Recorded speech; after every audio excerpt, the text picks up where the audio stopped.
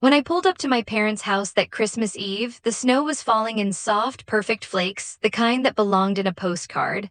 The windows were glowing, the front porch wrapped in golden lights, and somewhere inside I expected to hear the low hum of Christmas music. But when I stepped through the door, there was only silence. No laughter, no chatter, not even the clatter of dishes from the kitchen. Just quiet so thick it pressed against my chest. The decorations were meticulous, of course. My mother's perfection lived in every detail, the garland twined evenly around the banister, the scent of cinnamon and pine candles burning in sync. But the warmth was artificial, just like everything else in that house. Then I saw it. A note taped to a casserole dish on the counter, written in my mother's looping, overly cheerful handwriting. Change of plans, we're heading on a cruise for the holidays. Watch the boys for us, it'll be good experience. Love, Mom. The exclamation point felt like a taunt. On the couch sat my three nephews, their faces glowing in the blue light of the TV. The oldest, Ethan, looked up from his game controller. Aunt Lily, where Grandma? I forced a smile that didn't reach my eyes. Looks like it's just us tonight. Inside, a chill spread through me. They knew I was coming, they'd invited me, and then they left anyway. It wasn't new, not really. I'd always been the family's soft disappointment, the one who couldn't quite pull it together, the anxious one, the dramatic one. The one they loved with quiet pity. But that was before the divorce, before they chose Dylan. When I told Mom what he'd done, she sighed like she'd heard this story too many times. Sweetheart, you can't take everything so personally. Maybe if you'd been more patient with him. I'd believed I was the problem for a long time until I saw the messages. And when I read her name in the texts, my world narrowed to a single thought. That night, standing in that hollow, perfect house, I realized the Christmas party wasn't canceled. It started small, missed calls, strange absences, Dylan's sudden work dinners. I wanted to believe the excuses, I really did. But my gut never lied to me even when everyone else said I was imagining things, so I searched. And I found the messages buried deep in his phone, late-night exchanges dripping with false intimacy. Not between him and a stranger, but between him and my sister Clara. At first, the messages were innocent. Then came phrases that made my skin crawl. She doesn't get me like you do. You always know what to say. When I confronted Clara, she didn't even deny it. I handed her a stack of printed screenshots, each one carefully folded into an envelope. She took them like they were burning her hands. It wasn't physical, she whispered, eyes shaking. We just connected. I smiled, small, sharp, controlled. You've always been good at that.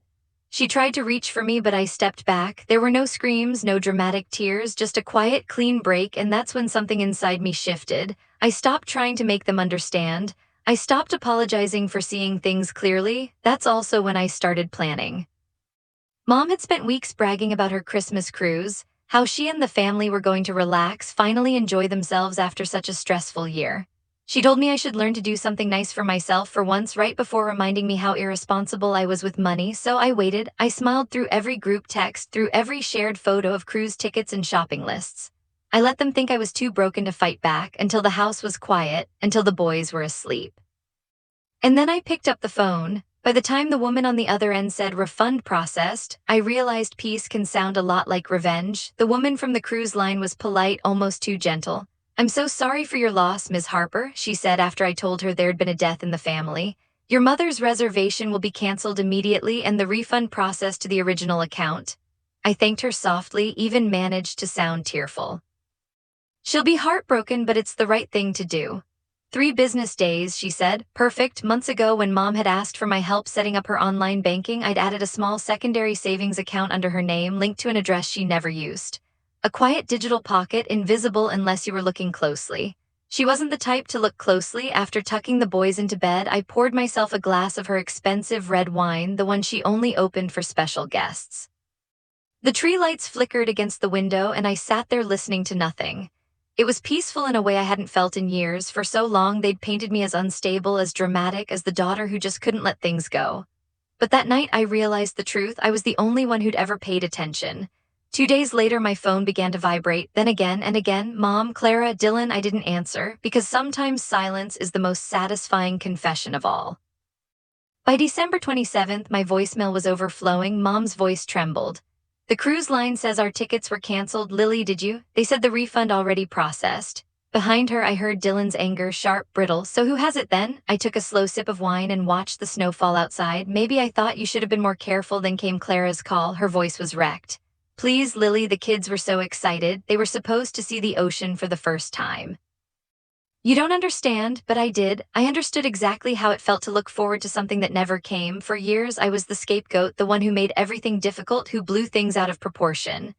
Now, for the first time, I wasn't the one cleaning up their mess. I wasn't breaking down or begging for peace. I was watching balance being restored. And it was beautiful. When Clara's final voicemail ended in silence, I realized something terrifying. They'd finally stopped pretending to be the good ones. New Year's Eve arrived with a stillness that didn't feel empty, it felt earned.